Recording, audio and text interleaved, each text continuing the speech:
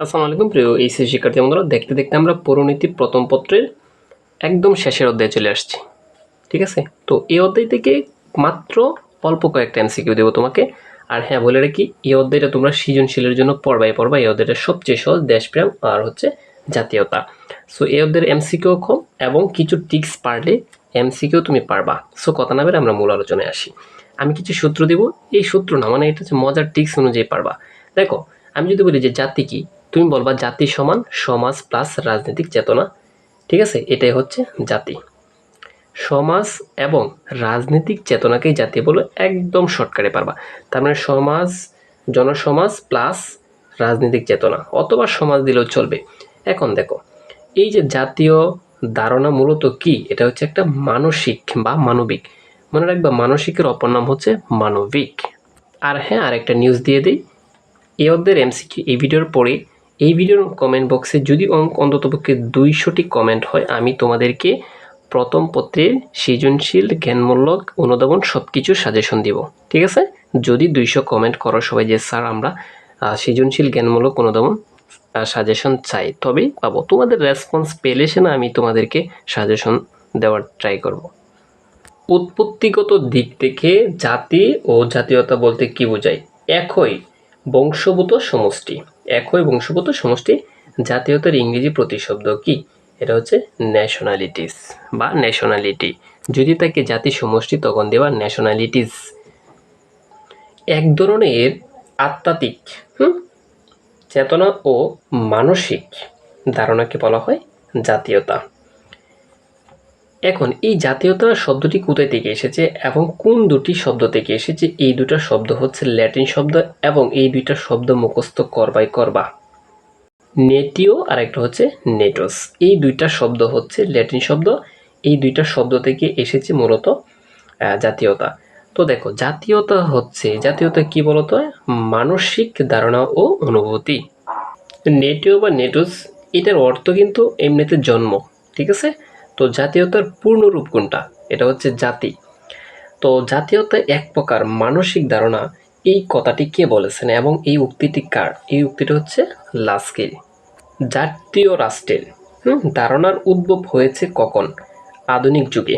যুগ কিন্তু তিনটা, একটা হচ্ছে আধুনিক যুগ, আর একটা হচ্ছে মধ্যম যুগ, আর একটা হচ্ছে প্রাচীন যুগ। আমরা কিন্তু বর্তমানে আধুনিক যুগে আছি। তার মানে জাতীয় রাষ্ট্রের ধারণা হয়েছে আধুনিক যুগেই।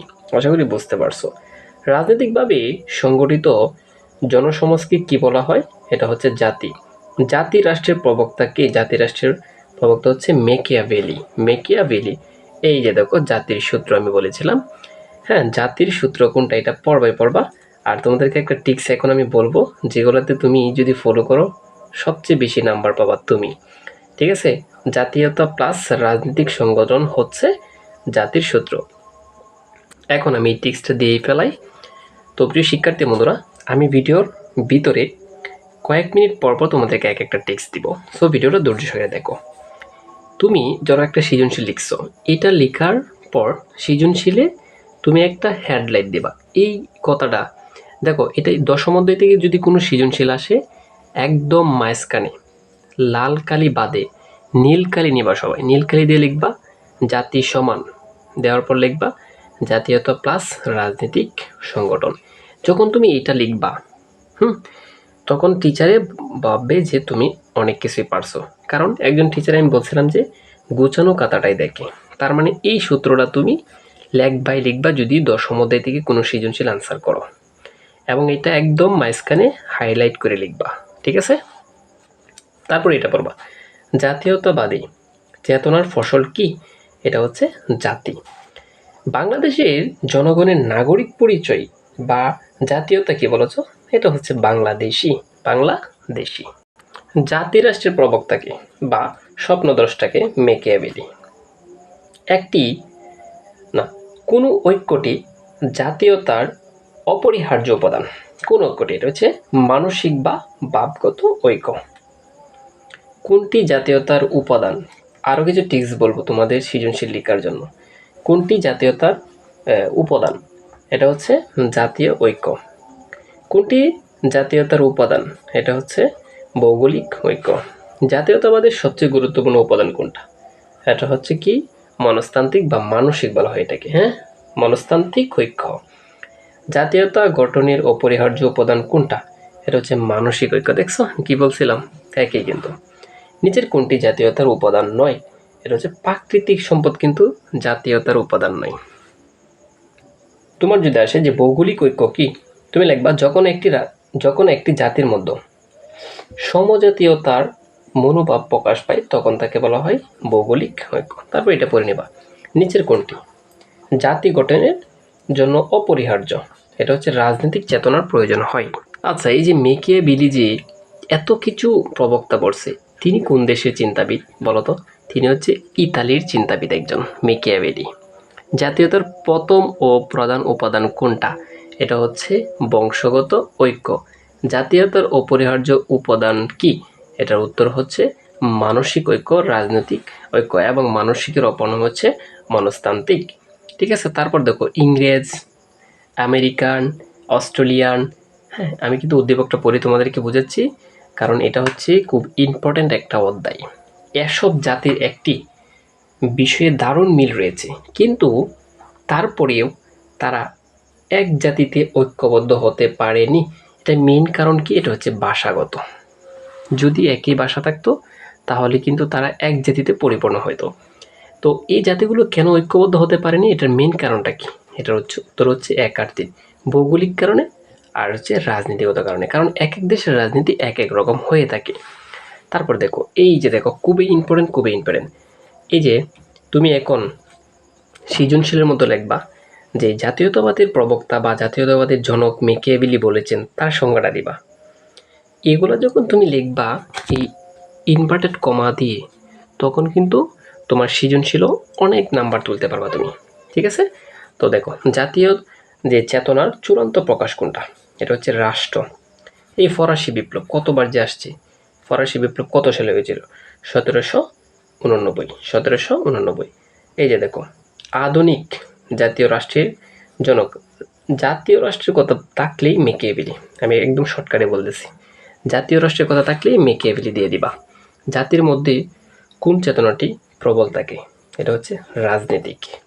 জাতীয়তার কোন উপাদানটিকে বর্তমানে গুরুত্বপূর্ণ বলে মনে হয় না? এটা হচ্ছে বংশগত ঐক্য। এটা বেশি একটা গুরুত্বপূর্ণ নয়।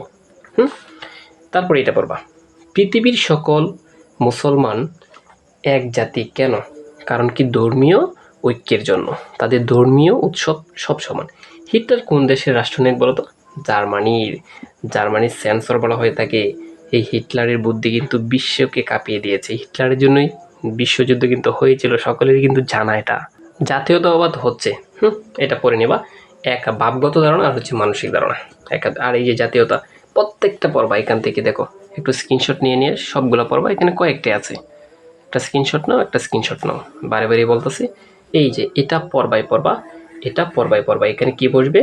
জাতীয়তা। কারণ জাতীয়তার মধ্যে কি কি আছে? মানসিক ধারণা, রাজনীতিক অনুপস্থিত, তারপর চেতনার প্রাথমিক অবস্থা, এগুলো সব কিছুই থাকে। তারপর শেষেরটা হচ্ছে 1 আর 2। এখন আমরা চলে আসছি দেশপ্রেমে। এই যে সার্থক জনম, হ্যাঁ, আমরা জন্মেছি এই দেশে, সার্থক জনম মাগো তোমার ভালোবেসে। এটা কিন্তু রবীন্দ্রনাথের একটা ক্লাস 5-এর কবিতা। এটা কি ফুটে উঠেছে? দেশপ্রেম কিন্তু ফুটে উঠেছে। নির্জনে একা একা বসে সিনটিয়া গাইছিল, বলো যত কাটি তার চেয়ে কাটি বাংলাদেশের মাটি, আমার জন্মভূমির মাটি। উদ্দীপকে কোন বিষয়টি ফুটে উঠেছে? এটাও কিন্তু দেশপ্রেম, এটাও কিন্তু এই যে সিনটিয়া কবি গেয়েছিল।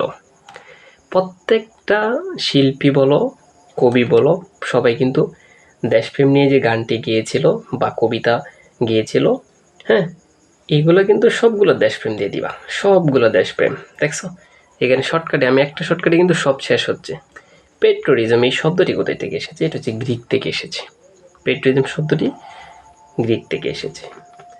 দেশটিক মায়ের মতোই এ উপলব্ধিকে কি বলা হয়? এটাকেও বলা হয় দেশত্ববোধ। ঠিক আছে, আর এই পেট্রোরিজম শব্দের অর্থ হচ্ছে দেশত্ববোধ। আশা করি বুঝতে পারছো। এখন কথা হচ্ছে দেশপ্রেম কি বলতে কি বুঝো, এটা জাস্ট নিজ দেশের জন্য গর্ববোধ করা, জাতীয় সম্পদের অপচয় না করা, এগুলোকে বলা হয় দেশপ্রেম। আশা করি বুঝতে পারছো। এই যে দেখো, রবীন্দ্রনাথের কবিতা মেরে দিয়েছে। এখন এটা দ্বারা কি বলছে? প্রকাশ পেয়েছে দেশাত্মবোধ। আর যদি দেশপ্রেম থাকতো তাহলে দেশপ্রেম দিয়ে দিতা। এই যে দেখো, ওমা ফাগুনে তোর, এটা কিন্তু কিসের জন্য? জাতীয় সঙ্গীত দিয়েছে। আর জাতীয় সঙ্গীতটি কিসের জন্য? এটা হচ্ছে দেশপ্রেম প্রকাশ পেয়েছে। প্রিয় শিক্ষার্থী বন্ধুরা, তোমরা যদি সৃজনশীলের শর্টকাট পেতে চাও এবং জ্ঞানমূলক অনুধাবন পেতে চাও, কমেন্ট বক্সে জাস্ট আমাদেরকে বলে দাও।